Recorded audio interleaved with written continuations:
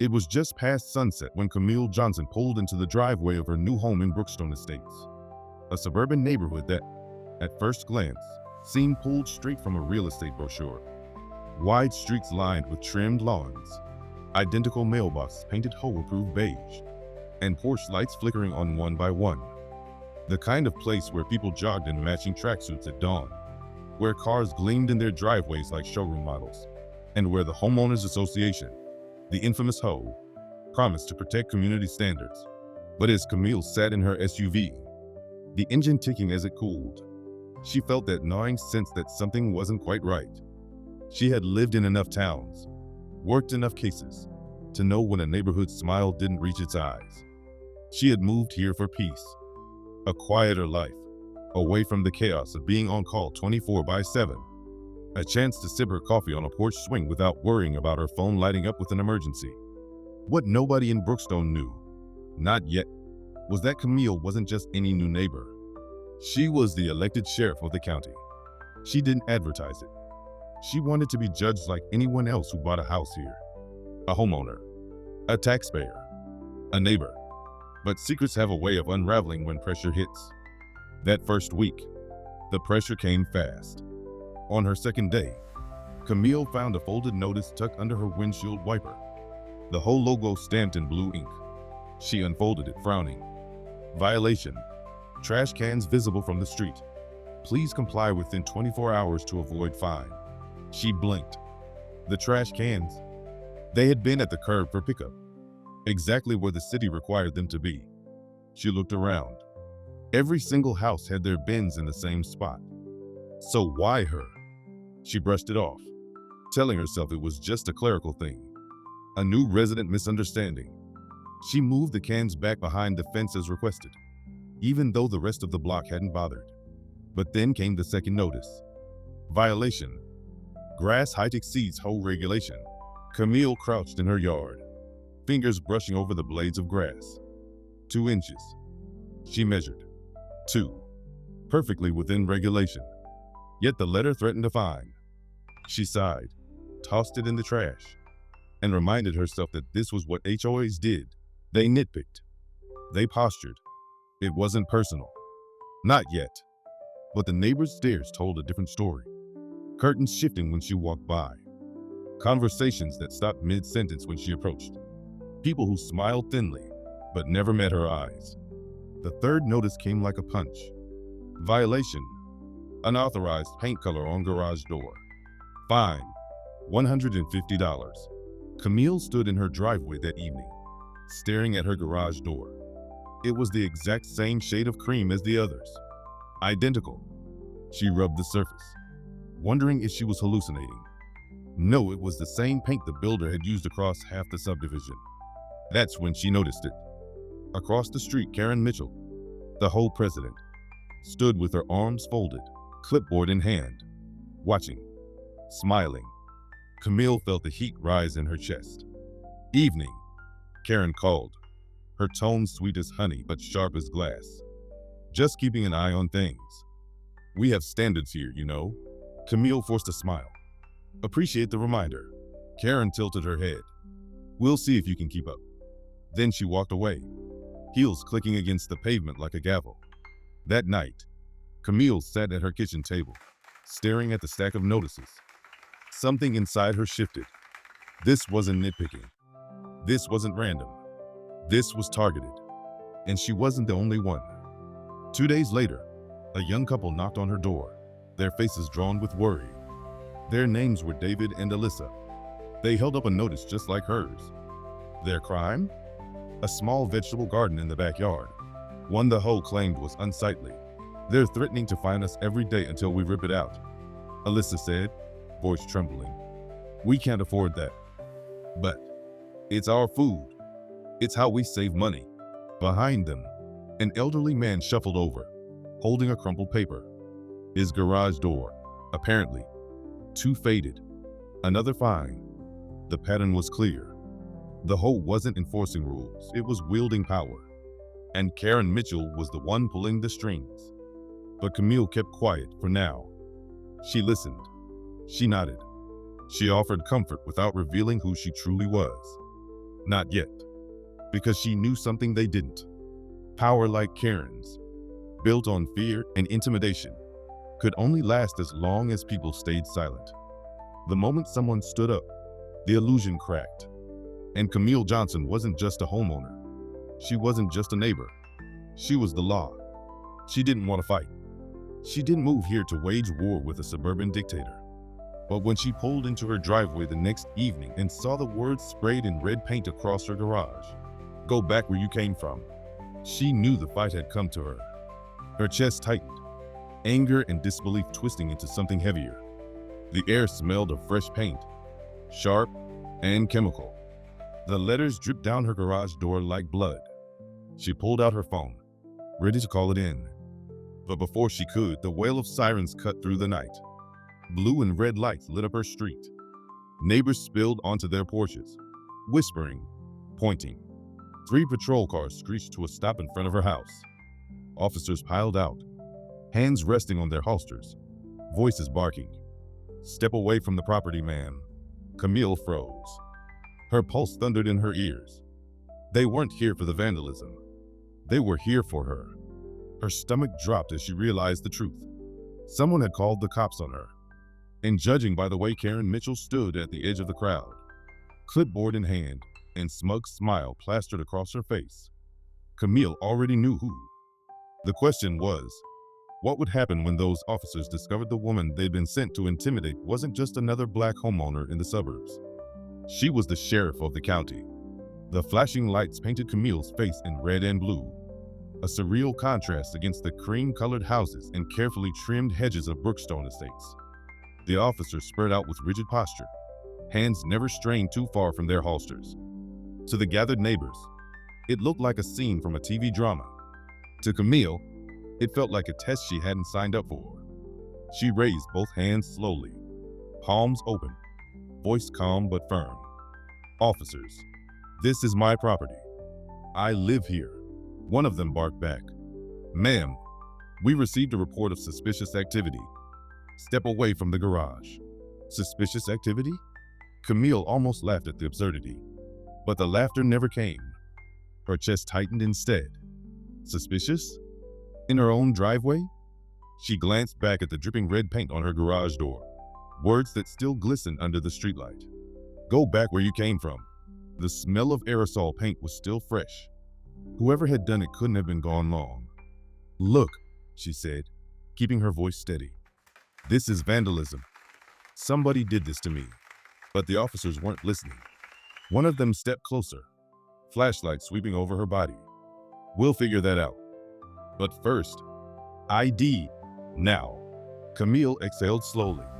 She had spent years training deputies on how to de-escalate tense situations. Now here she was, on the other side of the flashlight. She moved carefully, reaching into her pocket, pulling out her wallet. Her sheriff's badge glinted as she flipped it open. The officer's expression faltered. "Sheriff Johnson?" She tilted her head, her tone cool. "That's right. And unless you came here to dust for fingerprints, I suggest you explain why 3 patrol cars were dispatched to the home of the county sheriff without anyone asking a single question first." The silence was heavy. Neighbors shifted uncomfortably on their porches. Karen Mitchell, clipboard clutched tight to her chest, took a half step back. Another officer cleared his throat, trying to recover. "We received a call from the HOA president. Said there was vandalism, and that the homeowner might be involved." "Involved?" Camille's voice sharpened. "Do you hear yourself? Someone defaces my property with a racial slur, and your first instinct is that I did it to myself?" The officer's face flushed. "Ma'am, we were just following protocol." "No," Camille cut him off. "You were following bias.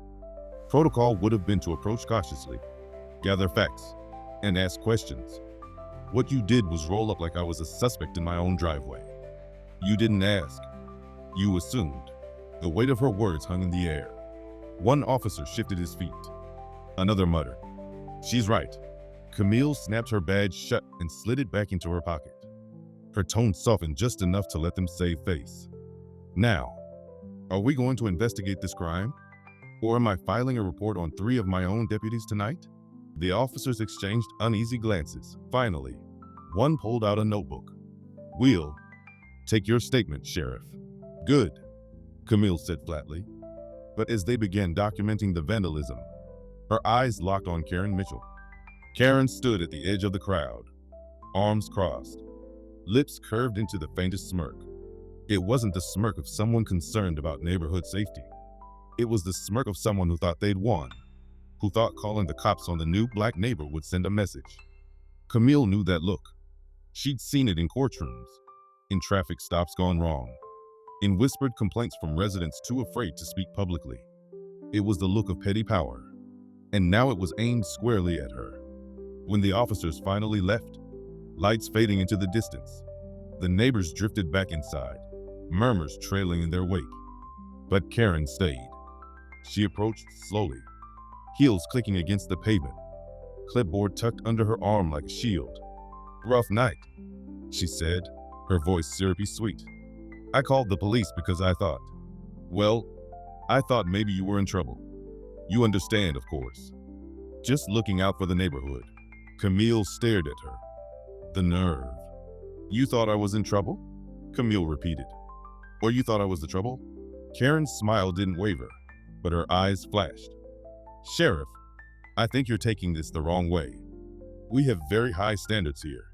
Some people, they don't always fit in right away."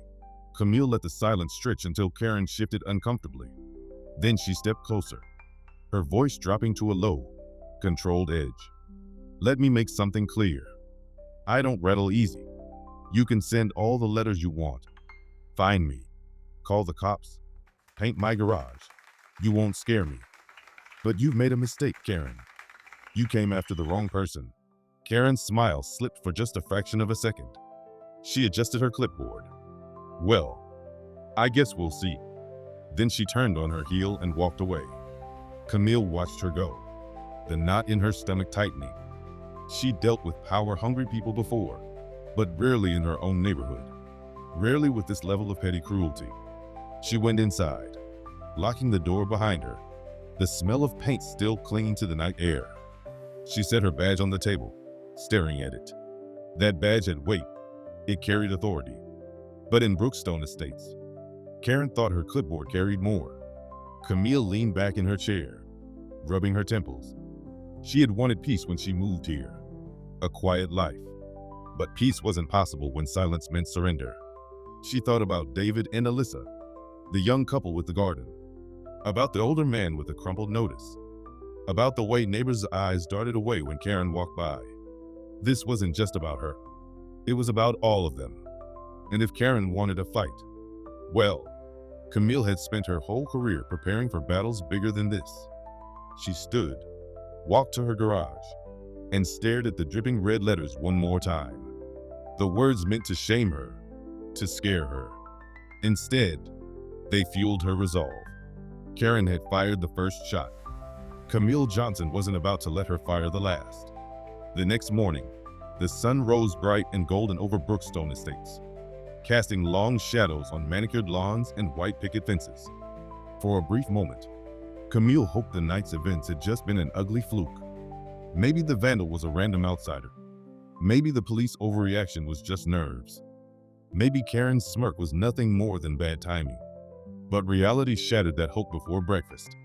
When Camille stepped outside to collect her newspaper, she froze. Another notice flapped against her door, taped neatly at eye level. Violation.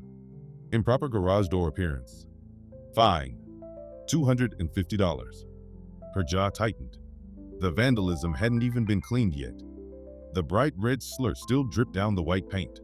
And instead of sympathy, the hoe had found her. Across the street, curtains twitched. Someone was watching. Camille ripped the notice down, crumpled it in her hand, and stormed back inside.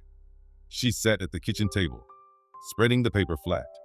Her fingers traced the neat, printed lines. This wasn't about rules. This was about control.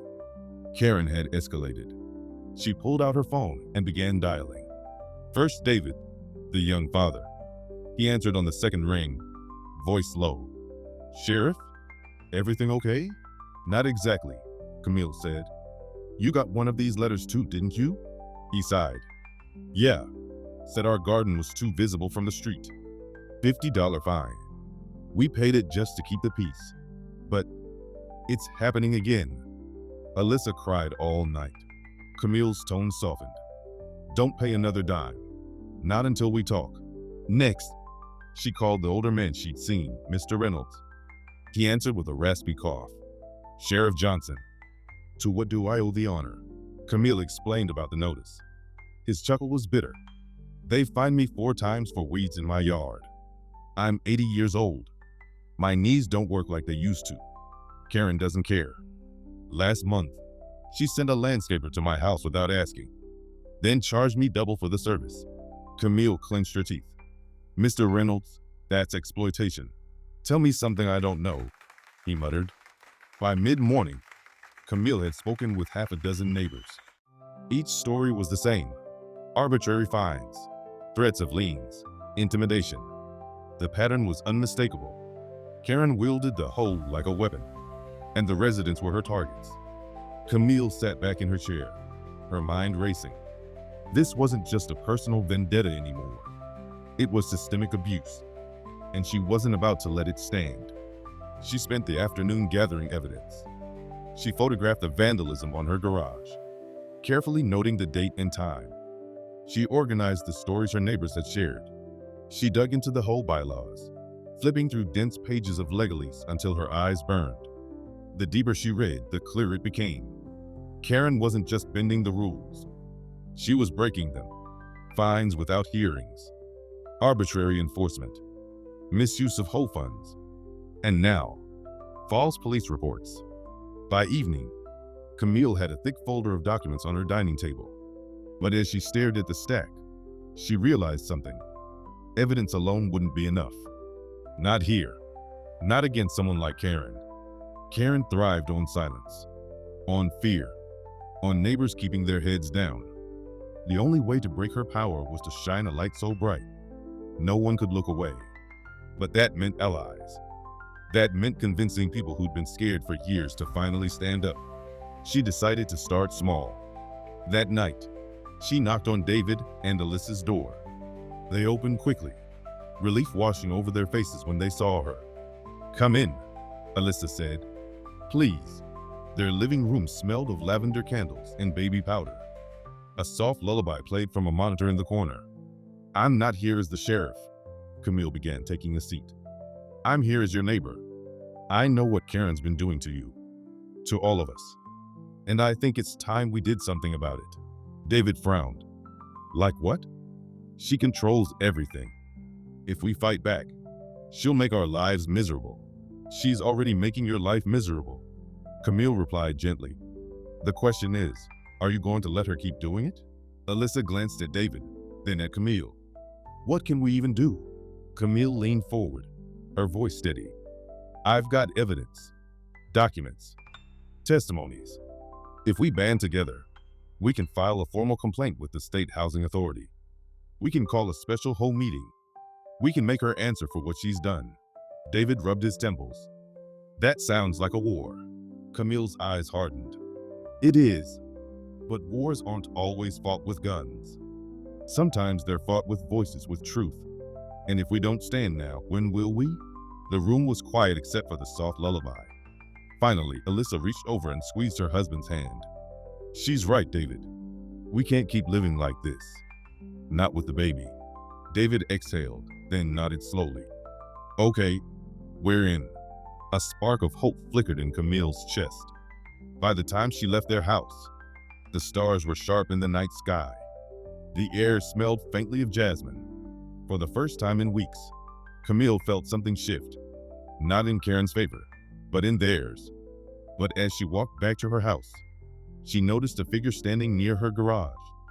A shadow in the dark. Hey, she barked, hand instinctively going to her hip.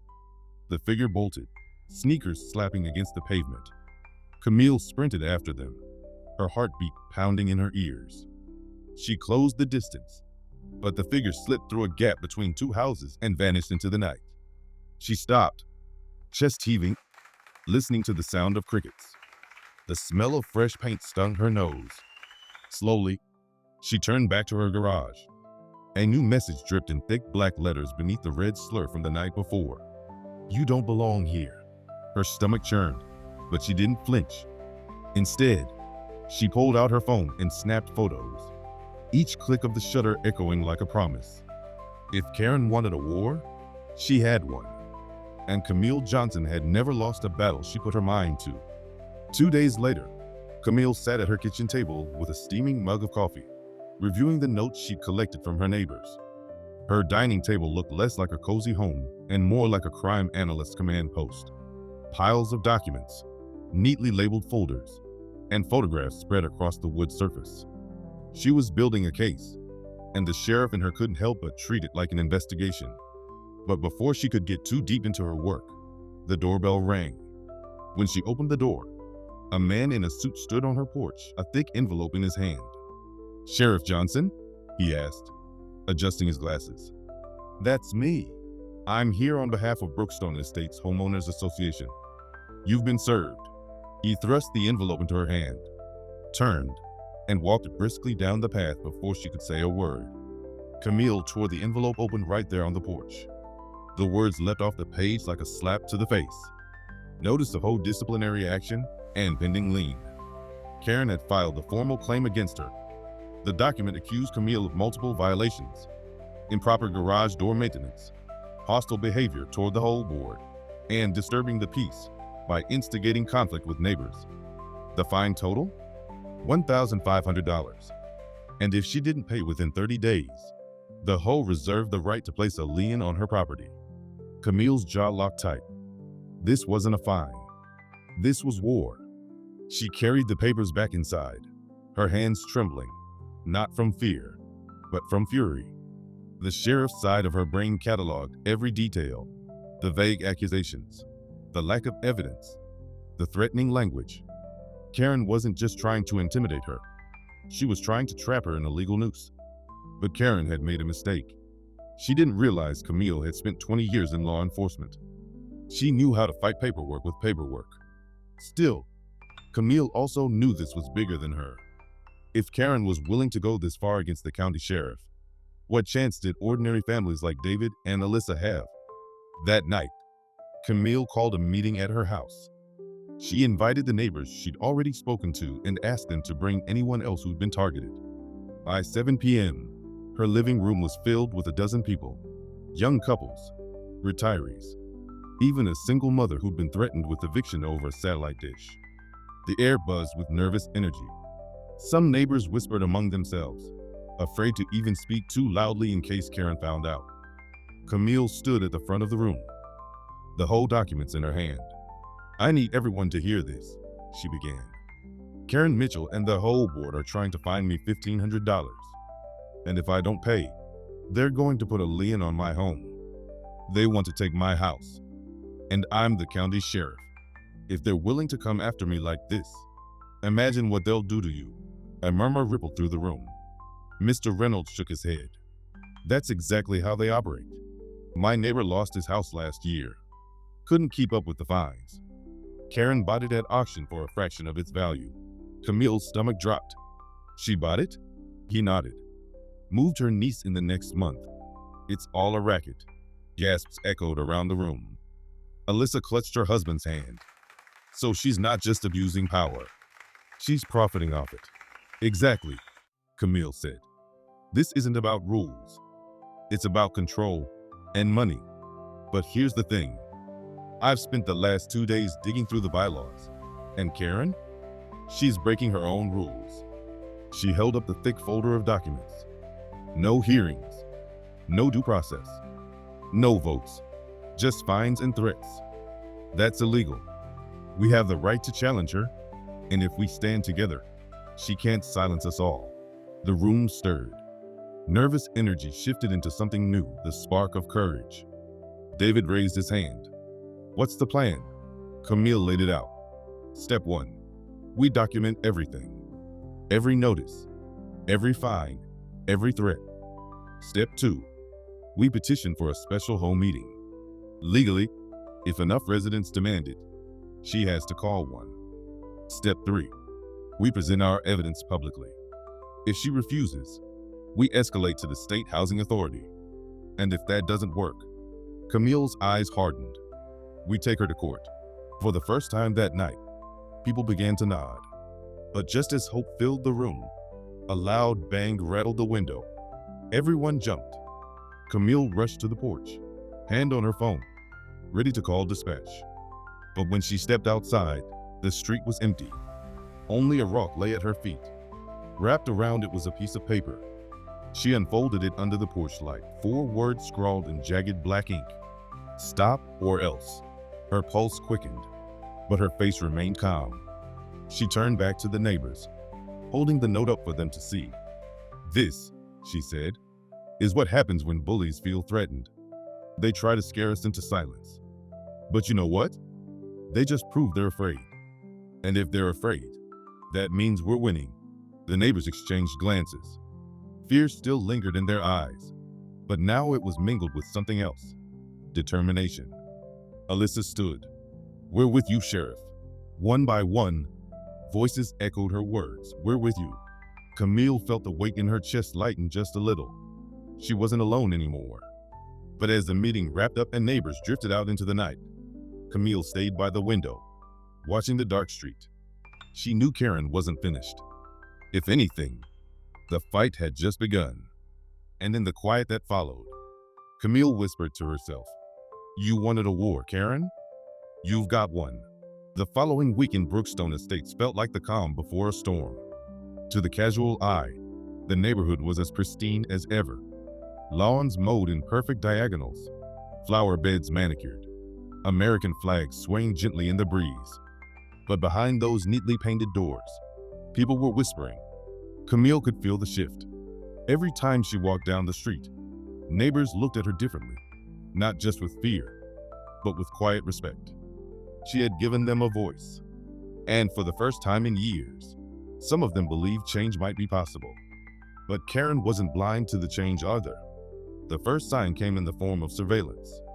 Every morning, Camille noticed a different car parked near her house. Sometimes it was an SUV with tinted windows. Other times, an old sedan idling longer than it should. Whenever she approached, the car would drive away.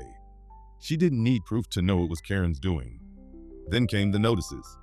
Not 1, not 2, but 6 violations in a single week. Trash can visible from the curb fine. $100. Yard decor not approved by HOA fine. $200. Unregistered vehicle in driveway fine. $250. Garage not painted within HOA standards fine. $500. Unauthorized gathering at residence fine. $300. Disruptive conduct unbecoming a resident fine. $150. Camille stared at the stack of papers with a humorless smile. Unauthorized gathering? That one was almost laughable. Karen had labeled the neighbor meeting in Camille's own living room as a violation. It was a message. I see you, and I can drown you in paper until you break. But Camille didn't break. She gathered every notice, slipped them into her evidence folder, and kept going. By Thursday, her plan was in motion. She and David spent hours walking door to door, knocking on neighbors' homes, clipboard in hand. They needed signatures, enough to legally demand a special home meeting. At first, doors opened only a crack. People whispered through chains, nervous eyes darting up and down the street. Karen will find out, one woman whispered. She already knows. Camille replied gently. But the only way she wins is if you stay silent. This is your chance to take back your neighborhood. One by one, signatures began to fill the page. By evening, they had 20, then 30, finally 42, enough to cross the threshold required by law. The petition was complete. Karen couldn't ignore it. But just as Camille felt victory within reach, a storm rolled in, literally and figuratively. That night, thunder cracked across the sky. Rain lashed against the windows, wind howling through the trees. Camille sat at her kitchen table, reviewing her notes, when the power suddenly cut. The house plunged into darkness. Her training kicked in instantly. She grabbed her flashlight and swept the beam across the room. The silence was eerie, broken only by the pounding of rain. Then, a thud from the backyard. She moved quickly, pulling on her raincoat, stepping out onto the slick porch. The beam of her flashlight sliced through sheets of rain. And there, by her fence, she saw it. Her mailbox, ripped from the ground, lying twisted in the mud. Spray painted across the wooden slats of her fence were 3 words, glowing in neon orange under the storm light. "We own you." Her stomach turned, but her face stayed hard. Whoever did this was trying to rattle her, to break her resolve. Instead, it only steeled her further. She snapped photos, documenting the damage, rain soaking her clothes. When she returned inside, dripping and cold, her phone buzzed. A text message from an unknown number lit the screen. "Drop it or lose everything." Camille stared at the words. They wanted her scared. They wanted her silent. But fear wasn't in her DNA. The next morning, she gathered the neighbors again, this time at David and Alyssa's house. The storm damage had shaken people, but Camille used it to fuel their fire. "They're scared," she told the group, holding up the photos of her vandalized fence. "That's why they're lashing out. That's why they're threatening us. Because they know we're close to breaking their grip." A murmur of agreement spread through the crowd. Even Mr. Reynolds, leaning heavily on his cane, lifted his voice. "If Karen thinks she can scare us back into silence, she doesn't know us as well as she thinks." "Exactly," Camille said. "We have the petition. She has no choice now. We'll force a meeting, and when we do, everything comes into the open." Alyssa raised a hand. "But what if she tries something? You know she won't go down without a fight." Camille's jaw tightened. "Then we'll be ready, no matter what." For the next 2 days, preparation consumed the neighborhood. Camille coached her neighbors on how to speak up without fear. David helped compile a binder of evidence. Every letter, every photo, every story neatly organized. Alyssa designed flyers to share discreetly, reminding residents of the meeting. It was quiet rebellion, a neighborhood uprising hidden behind polite smiles and manicured hedges. But Camille knew the quiet wouldn't last. Karen was watching. Karen was planning. And Camille could feel the explosion coming. On Sunday evening, just as the sky blushed pink with sunset, Camille received a certified letter in her mailbox, delivered by hand, not the postal service. She tore it open, and her stomach sank. Notice of foreclosure proceedings. The letter claimed her unpaid fines now totaled over $5,000. The HOA was initiating steps to seize her home. It was bold. It was brazen. It was illegal. But most of all, it was desperate. Karen had played her biggest card, and by doing so, she had revealed her hand to everyone. Camille held the letter in her hands, her pulse steady.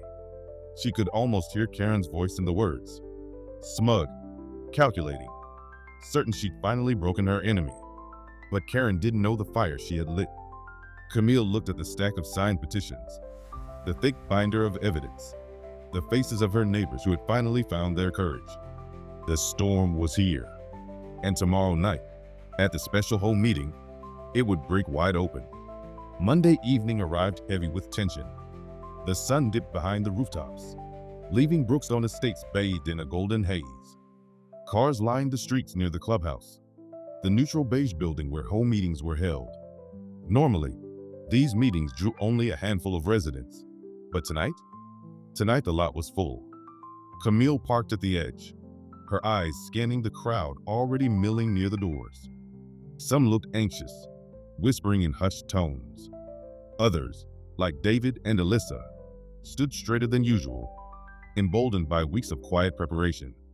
And at the center, clipboard in hand, lips curled into a thin smile, stood Karen Mitchell. "Good evening, Sheriff Johnson," Karen said sweetly as Camille approached. Her eyes glittered like shards of glass. "I hope you've come prepared. We have much to discuss." Camille's response was cool, measured. "Don't worry, Karen. I'm ready." Inside, the clubhouse buzzed with uneasy energy. Folding chairs lined the room, every seat filled, with more residents standing in the back. The walls smelled faintly of lemon cleaner and fresh paint. a sterile attempted order that couldn't mask the tension in the air. At the front sat the whole board, 3 members, all visibly uncomfortable, with Karen presiding at the center like a queen on her throne. She tapped her gavel lightly. "Order, please. This is a special session of the Brookstone Estates Homeowners Association. We're here to address complaints, violations, and concerns raised in recent weeks." Her gaze flicked toward Camille, particularly those regarding Sheriff Johnson. A few gasps rippled through the crowd. Karen had set the tone immediately. Camille was on trial, but Camille didn't flinch. She held the thick binder of evidence in her lap, her shoulders squared. She had spent her career walking into tense courtrooms and chaotic crime scenes. This was no different, except tonight, she wasn't wearing her badge. Tonight, she was standing as a neighbor, one voice among many. Karen launched first. "We've received multiple reports of disruptive behavior, unauthorized gatherings, hostility toward the board, and refusal to comply with HOA guidelines. Frankly, Sheriff, your behavior has been unbecoming of this community." She slid a stack of papers across the table, dramatic for effect. "As you all know, unpaid fines have accumulated. If left unresolved, the HOA has no choice but to pursue foreclosure." Murmurs swept the room. Some residents looked shocked. Others looked away, afraid to meet Camille's eyes. Camille stood slowly, binder in hand, her voice cut clean through the noise. "Karen, you've accused me of being disruptive. But let's talk about what disruption really looks like. Disruption is weaponizing the HOA against families.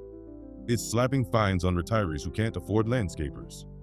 It's threatening foreclosure over garden beds and paint colors. And it's vandalizing the property of anyone who dares to speak up." Karen's smile faltered. "Now wait Camille raised a hand. "No, you've had your turn. Now it's ours." She flipped open the binder, her tone steady, deliberate. 42 residents signed this petition demanding a special meeting. That means you can't silence us. And these documents," she held up the thick stack, "prove a pattern of abuse. Fines issued without hearings, violations fabricated, notices served outside the bylaws, funds misused for personal projects." She handed copies to the other board members. Their faces paled as they skimmed the pages. "This isn't enforcement," Camille continued. "This is exploitation. You've turned this HOA into your personal empire. And it stops tonight." The room erupted, some residents clapping, others shouting over one another. For the first time, the air felt electric with courage instead of fear. Karen slammed her gavel. "Order! Order!" Her voice cracked with fury. "These are lies.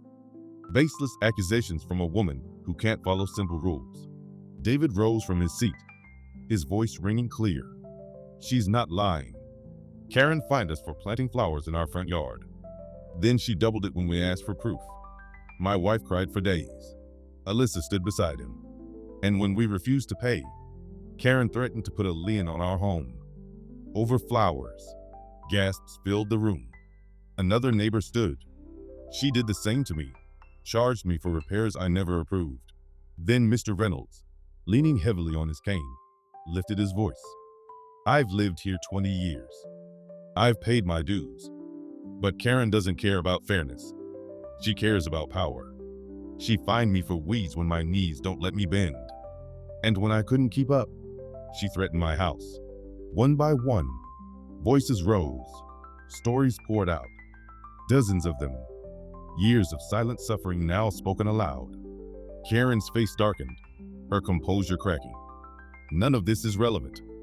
None of this is legal. You people don't understand the responsibility I carry. Without me, this neighborhood would fall apart." Camille's voice boomed over the noise. "Without you, Karen, this neighborhood would finally breathe." The board members looked overwhelmed, flipping through the evidence, listening to the crowd. Finally, one of them, a man named Mrs. Patel, spoke. "Karen, these violations, these records don't line up. You've issued fines without hearings, and there's no record of board votes. This isn't proper procedure." Another board member chimed in, her tone shaky. "We could be held legally liable if this continues." Karen snapped her head toward them. Don't you dare turn on me. I am this board. No, Camille said firmly, stepping forward. You're not. The board is meant to represent the community, not rule it. And tonight, the community is speaking loud and clear. A roar of applause filled the clubhouse. Residents who had once whispered now shouted in unison, "Vote her out. Vote her out." Karen's face turned crimson. She banged the gavel again and again, but her voice was drowned out by the surge of voices rising against her. For the first time, she wasn't the loudest person in the room. Camille felt the energy shift, the tide turning.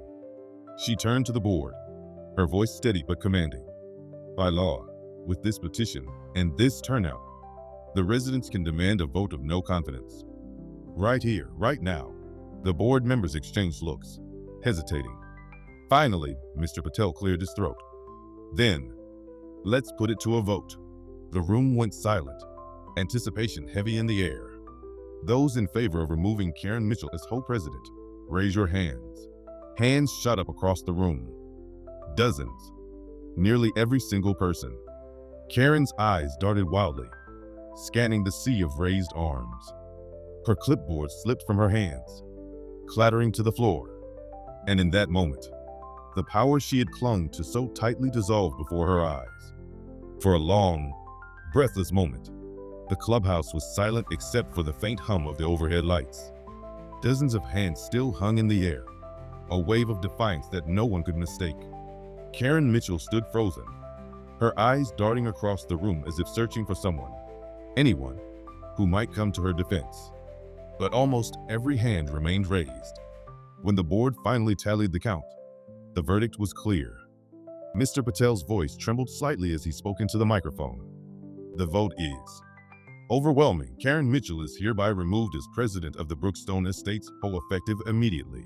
A thunderous cheer erupted. Some residents clapped furiously, others shouted, and a few even let tears fall down their cheeks. Years of quiet frustration, bottled up, finally had an outlet. The room vibrated with relief, joy, and a little disbelief. But Karen didn't take it quietly. "This is illegal," she screamed, her voice shrill and cracking. She slammed her palms against the table, rattling the gavel she'd once used like a weapon. "You don't have the authority to do this. I built this neighborhood. I kept it together. You think you can just erase me?" Camille stepped forward, her voice calm but resolute. "No one's erasing you, Karen. You did that yourself. We're just reclaiming what always belonged to the community." Karen's face twisted with rage. She pointed a trembling finger directly at Camille. "This is your doing. You poisoned them against me. You." But her words were drowned out by the voices of her neighbors. "Enough, Karen," someone shouted from the back. "We're tired of your threats," another added. "Pack it up and leave." The once loyal crowd she'd cowed with fear had turned into a wall of resistance. Her power, built on intimidation, had crumbled in minutes. The board members shifted uncomfortably as Karen's outburst spiraled. Finally, Mrs. Patel spoke firmly. "Karen, please step aside. The community has spoken. We need order, not chaos." For a second, Karen looked as if she might lunge across the table. But then something inside her seemed to snap. She grabbed her clipboard off the floor, clutching it like a shield, and stormed toward the exit. "You'll regret this," she shrieked, her voice echoing against the clubhouse walls. "Mark my words, you'll regret the day you cross me." The door slammed behind her, shaking the glass panes. Silence settled over the room once more, this time heavy but hopeful. Camille exhaled slowly, tension draining from her shoulders. Around her, people began murmuring to one another, some hugging, some shaking hands, many looking stunned that it had actually happened. Mr. Reynolds tapped his cane on the floor and cleared his throat. "Well," he said, voice rough but steady, "it's about damn time." Laughter rippled through the crowd, breaking the tension further. David turned to Camille, his eyes shining. "You did it. We did it." "She's gone." Camille shook her head. "Not gone. Not yet. People like Karen don't just walk away quietly. But she doesn't control this neighborhood anymore. That's a start. The board tried to restore order, but the mood was too electric. Residents clustered in groups, swapping stories of fines and threats, no longer afraid of being overheard. It was like watching chains fall away in real time. Alyssa tugged gently on Camille's arm. "Sheriff, what happens next? I mean, she won't stop, right? You saw her face. She'll come back harder." Camille nodded. "She might. But now you're not alone. The difference between fear and freedom is standing together. Tonight you all proved you can do that." The words sank into Alyssa's eyes like sunlight. For the first time since Camille had met her, she looked truly unburdened. Across the room, the board members huddled, whispering urgently. Then Mrs. Patel addressed the crowd. "We'll hold new elections for whole leadership within 30 days. In the meantime, we'll appoint an interim president." All eyes shifted toward Camille. She shook her head immediately. "No, I didn't do this to run a neighborhood. I did this so you could run it yourselves. Pick someone who knows the struggle firsthand. Someone who'll listen." A murmur of agreement swept through the room. Several residents looked at David, others at Mrs. Reynolds, even Alyssa. Possibilities that once seemed impossible now felt within reach. The rest of the meeting flowed in a blur. Logistics, procedures, timelines. But the air was different. Lighter, hopeful, like the first fresh breath after a storm passes. When it ended, people lingered in the parking lot under the glow of the street lamps.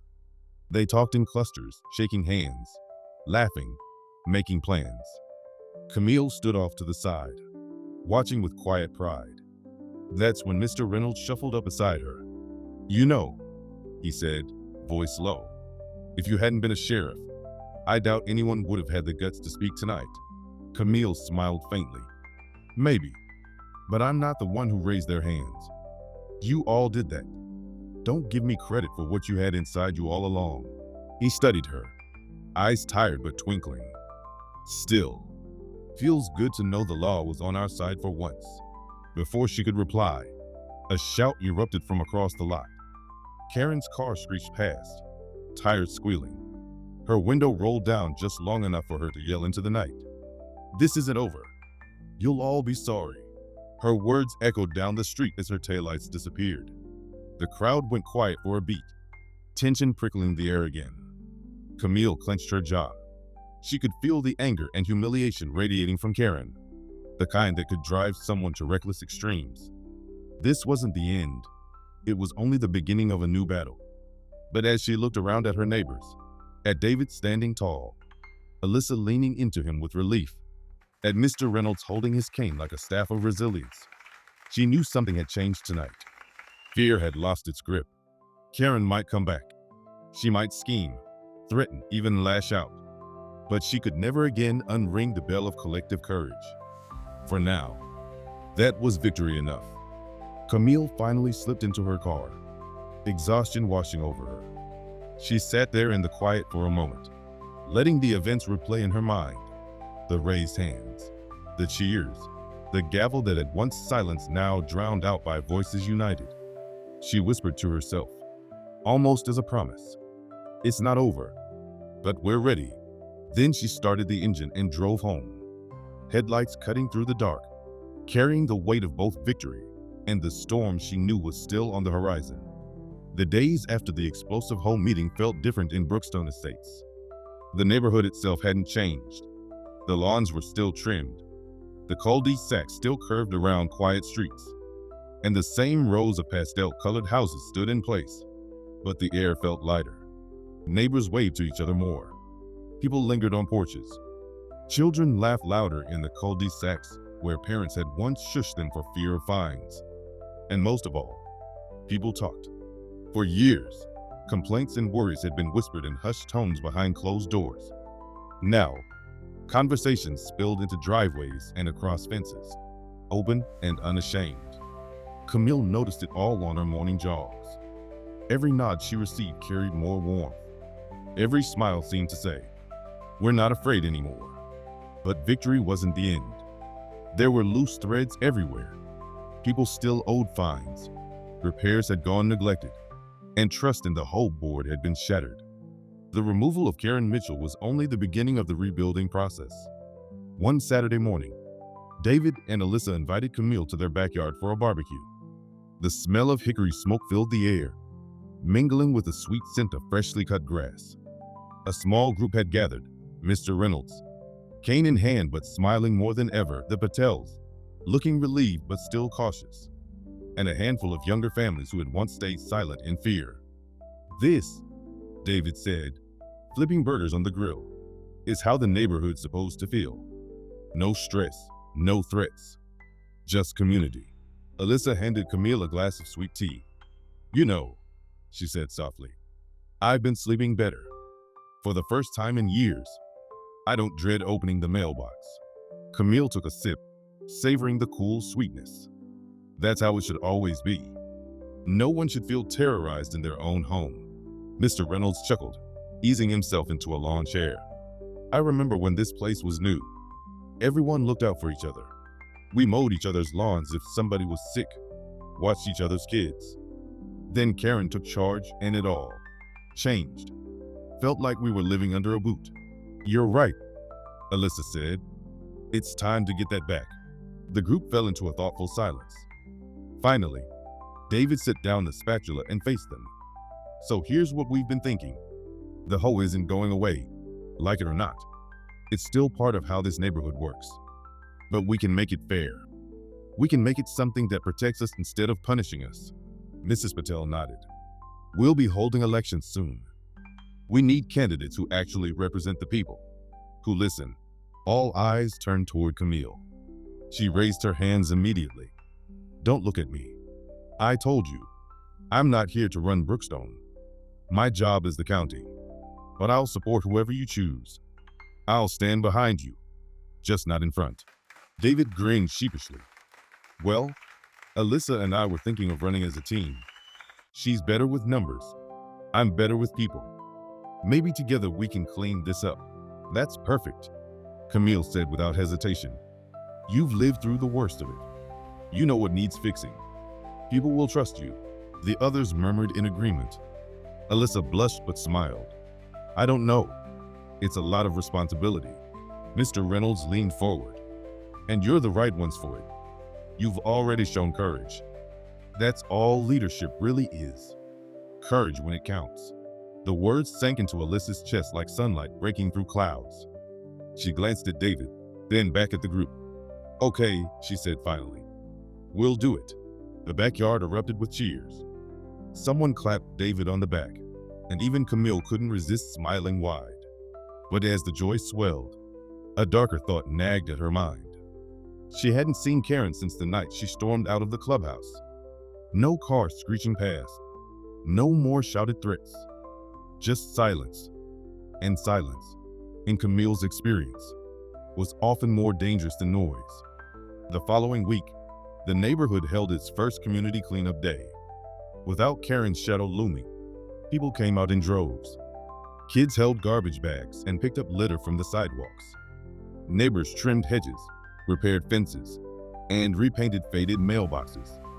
Camille joined in, kneeling alongside Mr. Reynolds as they planted new flowers in the median strip Karen had once fined people for touching. The scent of soil and fresh blossoms hung in the warm air.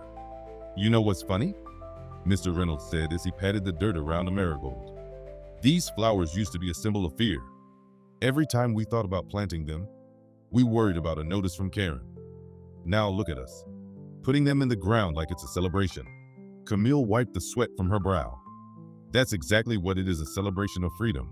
Nearby, David and Alyssa coordinated volunteers with clipboards and smiles. Camille couldn't help but feel proud watching them step naturally into leadership. They didn't bark orders like Karen had. They encouraged, praised, and listened. People responded with energy instead of dread. By the afternoon, the neighborhood looked transformed, not just physically, but emotionally. The laughter of children mingled with the sound of rakes and shovels. Someone fired up a portable speaker, playing Motown classics that had people humming along as they worked. For the first time in years, Brookstone Estates felt alive. But not everyone celebrated. Late that night, Camille was woken by the sound of her phone buzzing. It was Alyssa. her voice trembling through the speaker. "Camille, you need to see this." Within minutes, Camille was standing outside Alyssa and David's house. The sweet smell of barbecue from days ago was gone, replaced by the acrid stench of spray paint. Across the garage door, in jagged red letters, someone had scrawled, "Traitors, you'll pay." Alyssa hugged herself tightly, eyes wide with fear. David paced back and forth, fists clenched. This was her. It has to be Karen. Camille's stomach sank. She crouched, studying the paint, the sloppy streaks, the uneven pressure of the can. Rage simmered beneath her calm exterior. "She's escalating," Camille muttered. "She's angry, she's desperate, and she's dangerous." Alyssa's voice cracked. "What if she comes back? What if next time it's worse?"